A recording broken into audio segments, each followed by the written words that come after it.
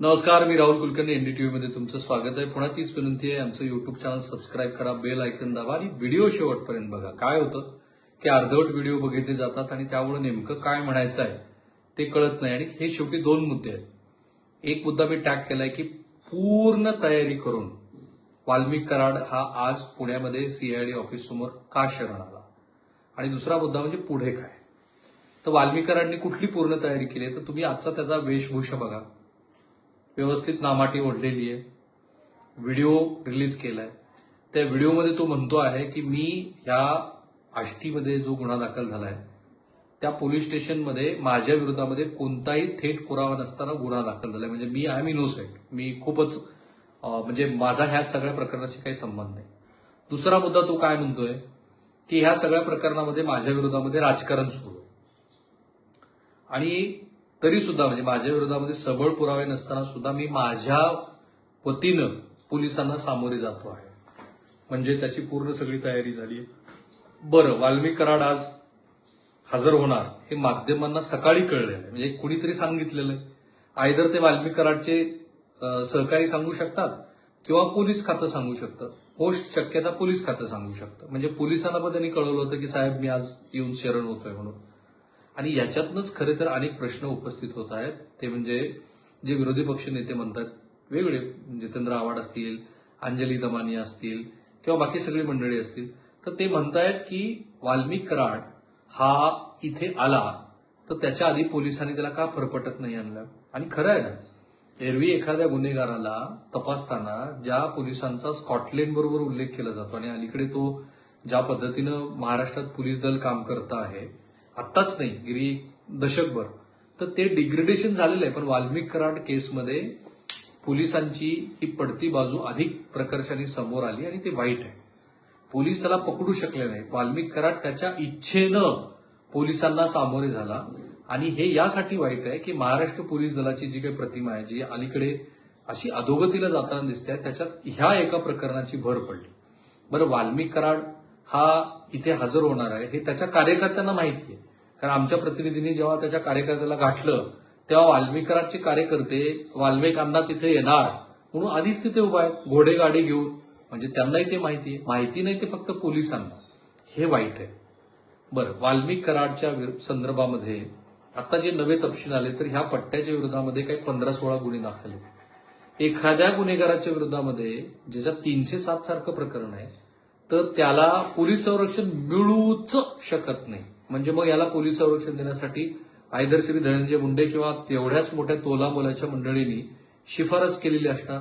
कारण तशी शिफारस करावी लागते. आणि तिथेच ते पॉलिटिकल पॅट्रोनेज जे आहे ना, ज्याला राजकीय पाठिंबा असं शुद्ध मराठीमध्ये आपण म्हणतो, तो पॉलिटिकल पॅट्रोनेज हे सिद्ध होतं आणि ते वाईट आहे.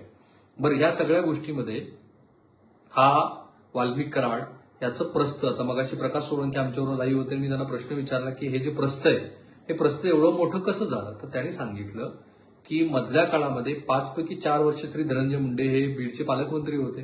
त्या काळामध्ये सगळे अधिकार हे वाल्मिककडे दिले होते आणि वाल्मिकनी अक्षरशः हायदोस घातला होता. म्हणजे वाल्मिकनी अनेक पोलीस स्टेशनला फोन केले, अनेक प्रशासकीय यंत्रणा त्याने स्वतःच्या मर्जीनं हलवली आणि त्याच्यातनं आता असं दिसतं आहे की वाल्मिक हा तिथल्या प्रस्थापित राजकीय नेत्यापेक्षाही मोठा झाला. आता त्याच्यामुळे वाल्मिक कराडनी मधल्या काळामध्ये ज्या पद्धतीनं व्यवहार केला, सार्वजनिक वर्तन ठेवलं, त्याच्यातनं हे झालं की त्याचं धाडस वाढत गेलं. आणि आज जरी तो काही म्हणत असला आणि अर्थातच तो अजूनही निर्दोष आहे, कारण न्यायालयानं त्याला दोषी ठरवलेलं नाही, पण ज्या पद्धतीची माहिती येते आहे त्याच्यातनं असं दिसतं की वाल्मिक कराड हे अत्यंत वादग्रस्त आणि तेवढंच लोकांना त्रास देणारं व्यक्तिमत्व बनलं होतं. आणि त्याच्या मागे पूर्णपणे पॉलिटिकल पॅट्रोनेज होतं. त्या पॉलिटिकल पॅट्रोनेजमुळेच वाल्मिक कराडचा इतका मोठा राईज झालेला आहे. बरं, काही लोक त्याला जातीय अंगाने बघतात. दुर्दैव आपलं, त्याला जातीय अंगाने का बघता तुम्ही? जर अशा पद्धतीने एखादा गुन्हेगार असेल तर तो गुन्हेगारच आहे. तो गुन्हेगार आहे की नाही हे कोर्ट बघेल आणि त्याच्यानंतर आपण त्याला म्हणू शकतो की त्याच्यावरती अन्याय झाला की नाही. पण आत्ताच्या ह्या केसमध्ये वाल्मिक कराड हा आरोपी आहे. कुठल्या प्रकरणातला आरोपी आहे? तर वाल्मिक कराड हा 2 कोटी रुपयाच्या खंडणी प्रकरणातला आरोपी आहे आणि तो इतके दिवस ऍब्स्कॉन्ड आहे. म्हणून तो पूर्ण तयारी करून तो आजच हजर झाला. त्याचं मुख्य कारण अधिवेशन सुरू नाहीये. त्याहून मुख्य कारण म्हणजे आता हे प्रकरण हळूहळू धनंजय मुंडे यांना सुद्धा अंगलट येऊ लागले. धनंजय मुंडे यांच्या भोवती आरोपांच्या फैरी झाडल्या जात आहेत आणि एकूणच विरोधी पक्ष हा धनंजय मुंडे यांच्या राजीनाम्याच्या मागणीपर्यंत गेला. तर लगेच घेतला जाईल का, तर नाही घेतला जाणार. पण या सगळ्या प्रकरणाचा राजकीय फटका धनंजय मुंडे यांना बसलाय, पुढेही बसू शकतो. बसलाय अशा अर्थाने की त्यांना जे हवं ते खातं नाही मिळालं. शेवटच्या क्षणाला त्यांचा मंत्रिमंडळात सहभाग झाला. धनंजय मुंडे यांना बीडचं पालकमंत्रीपद जवळपास मिळणार नाही हे तर आता निश्चित आहे. पुढे धनंजय मुंडे यांना ज्या पद्धतीचं खातं मिळालेलं आहे तेही खातं ते टिकवू शकतील का हे निश्चित नाही. आणि त्याहून महत्वाचं, आज बीडमधल्या अनेक लोकांना याबद्दल वाईट वाटतं, पण बीडची बदनामी ज्या पद्धतीनं महाराष्ट्रानं आज बघितली आणि मला गँग्स ऑफ वासेपूर आणि तसल्या सगळ्या सिस्टीमचे आलेले चित्रपट आठवतात आणि त्याचा बीडशी संबंध जोडला तर ते जे काही क्रोनॉलॉजिकल माहिती येते आहे त्यात थोड्या बहुत प्रमाणात एक्झॅजरेशन असेल. पण मी शेजारच्या जिल्ह्यातला असल्यामुळं बीडमध्ये काय सुरू आहे याची इत्तेभूत माहिती होती आणि याच्या आधी अनेक वेळेला आम्ही ते रिपोर्ट पण केलेली होती. तरी सुद्धा बीडमध्ये हे सगळं चाललं. त्याचा शेवटी फटका हा बीड जिल्ह्यातल्या एक मोठ्या नेत्यापैकी एक म्हणून धनंजय मुंडे यांना बसणार आहे. तरीही प्रश्न पडतो तो धनंजय मुंडेच्या या सगळ्या आरोपामुळंच, ते सतत अडचणीत येत असल्यामुळंच वाल्मिक आज हजर झाला का? कारण शेवटी हे जितके काळ तो ऍब्स्कॉन राहिला असता तितके काळ धनंजय मुंडे यांच्या संदर्भामध्ये चर्चा होत राहिली असते. प्रश्न आहे तो पुढे कायचा.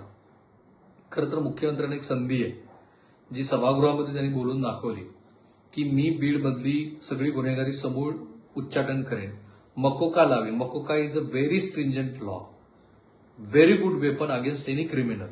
आणि त्यामुळं त्या गुन्हेगाराचा जर समूळ उच्चाटन करायचं असेल तर दुर्दैवी संतोष देशमुख यांच्या खुनाच्या प्रकरणामध्ये हा होता का हे बघायला हवं. हा केव्हा हजर झालाय तर जेव्हा त्याच्या जवळच्या व्यक्तींची चौकशी पोलिसांनी सुरू केली. हा केव्हा हजर झाला जेव्हा याची संपत्ती जप्त करण्यासाठी पोलिसांनी हालचाली सुरू केल्या. आणि हा केव्हा हजर झाला की याला असं वाटतंय की अजून सुद्धा 15-20 दिवसानंतर पोलीस हे आपला संतोष देशमुख यांच्या खून प्रकरणाशी असलेला सहभाग हे निश्चित करू शकलेले नाही. खरं तर हेच चॅलेंज आहे पोलिसांसमोरचं. जर संतोष देशमुख खून प्रकरणामध्ये हा दोषी असेल तर याच्या विरोधामध्ये कठोरात कठोर कारवाई करायला हवी. पुढे काय तर हेच आहे की मुख्यमंत्र्यांनी जी भूमिका सभागृहामध्ये मांडली आहे त्या भूमिकेप्रमाणे पुढे जात बीडचा समूळ गुन्हेगारीचं उच्चाटन करायला हवं. आणि मला माहिती आहे, मी काही पालकमंत्र्यांशी बोललोय, अगदी ही पण माझ्याकडे माहिती आहे, कधी ना कधीतरी माजी गृहमंत्री अनिल देशमुख बोलतील, ते जेव्हा धनंजय मुंडे त्यांच्या पक्षात होते तेव्हा बीडमधल्या गोष्टीबद्दल त्यांच्याकडे जेव्हा गोष्टी यायच्या तेव्हा ते स्वतः हात वर करत होते. म्हणजे त्यांना सांगितलं जायचं की साहेब असं होत आहे, तेव्हा ते किती हस्तक्षेप करू शकत होते त्याबद्दल खरंच प्रश्नचिन्ह आहे. त्याबरोबरच माझ्या माहितीनुसार काही वेळेला श्री अजित पवार यांनी सुद्धा हस्तक्षेप करण्याचा प्रयत्न केला, कारण त्यांच्या भागातली मंडळी इथे काही प्रमाणामध्ये सक्रिय होती, त्यांना अपयश आलेलं. त्यामुळे बीडचं पुढं काय तर ज्या पद्धतीनं मुख्यमंत्र्यांनी भाव व्यक्त केला त्या पद्धतीनं बीडची गुन्हेगारी समूळ उच्चाटन झाली पाहिजे. आणि हे जे राजकीय नेते आणि गुन्हेगार यांचं जे नेक्सस आहे ते ध्वस्त व्हायला पाहिजे. अन्यथा बीडमध्ये आता जे सुरू आहे ते काही काळ पुन्हा चर्चेत येईल. मला आठवतं त्या सुधा मुंडेचं प्रकरण मी एक्सटेन्सिव्हली कव्हर केलं होतं की सुधा मुंडे ज्या पद्धतीनं आपली बायको सरस्वती बरोबर मिळून ज्या पद्धतीनं काम करत होता आणि एकापाठोपाठ एक भ्रूण हत्या करत होता, तर त्या प्रकरणानंतर सुधा मुंडेनी त्याचं एवढं एक्सटेन्सिव्ह कव्हरेज केल्यानंतर तो जेलमध्ये गेला, जेलमधून बेलवर आला आणि बेलवर आल्यानंतर पुन्हा तो तेच कृत्य करत होता. ही मानसिकता आहे. तर ही मानसिकता ध्वस्त करण्याचं काम मुख्यमंत्री श्री देवेंद्र फडणवीस यांनी करायला हवं. सुरेश दास यांच्या मताप्रमाणे सध्या तरी मुख्यमंत्र्यांनी ज्या पद्धतीनं प्रशासकीय यंत्रणेला सजग केलेलं आहे त्याबद्दल ते त्यांना म्हणतात की ते उत्तम काम करतायत. आपण सुरेश धस हेच आता ह्या प्रकरणातले एक महत्वाचे विसल ब्लोअर सारखं काम करत असल्यामुळं आपण त्यांच्या बोलण्यावरती विश्वास ठेवूया. तर पुढे काय तर हेच आहे की बीडमधली ही राजकीय गुन्हेगारी संपायला हवी. बीडमध्ये ज्या पद्धतीचं वातावरण आहे ते संपायला हवं. अन्यथा बीडमधल्या प्रत्येक नागरिकाला याचा आज जसा फटका बसतो तसाच फटका भविष्यामध्ये बसत राहील. म्हणून 2 मुद्द्यावरती मी हेच विश्लेषण केलं की आज कराड का हजर झाला तर त्याच्या भोवतीचा फास आवळत गेला म्हणून तो हजर झाला. त्याला हे लक्षात आलं की आपल्यामुळे श्री धनंजय मुंडे हे पण अडचणीत येतात, त्यामुळे तो हजर झाला. आणि आज तो यासाठी हजर झाला की आता लगोलग फार महत्वाच्या घडामोडी महाराष्ट्रात घडणार नाही, त्यामुळे तो अटक झाला, तो कोर्टात गेला, इथपर्यंतच्या कव्हरेजच्या पुढे हे कव्हरेज जाणार नाही. पुढे जसा त्याचा जामीन अर्ज वगैरे होईल त्याची चर्चा होत राहील. मूळ मुद्दा आहे तो दुर्दैवी संतोष देशमुख यांच्या खुनामध्ये हा वाल्मिक कराड आरोपी आहे का, आणि जर तो आरोपी असेल तर पोलीस आणि यंत्रणा त्याच्या विरोधामध्ये कारवाई करणार आहे का. थांबूया आपण इथे. तोपर्यंत आपण त्याचा पाठपुरावा करत राहू. अनेक सारे इनपुट्स येत आहेत आपल्याकडे. त्या इनपुट्स नंतर आपण काही गोष्टीची पडताळणी करतो. काही गोष्टी खऱ्या असतात, काही गोष्टी जसं अंजली दमाने फसल्या. त्या अंजली दमानेला एखाद्या माणसानं दारू पिऊन फोन करून सांगितलं की त्यातले आरोपी हे मरण पावलेले आहेत, तर त्याची पडताळणी कशा त्या करणार, त्या काही स्वतंत्रपणे करू शकत नाही, पण त्या फसल्या. तशा पद्धतीचा प्रयत्न आपण होऊ देत नाही. शांतपणे याची पडताळणी करतो आणि नंतर महाराष्ट्रासमोर येतो. म्हणूनच विनंती आहे की आमचं युट्यूब चॅनल आहे ते सबस्क्राईब करा, बेल आयकन दाबा. एनडीटीव्ही सगळ्या सोशल मीडिया प्लॅटफॉर्मवरती आहे. तिथे तुम्ही ज्या पोस्ट करत असता त्या आम्ही बघत राहतो. धन्यवाद.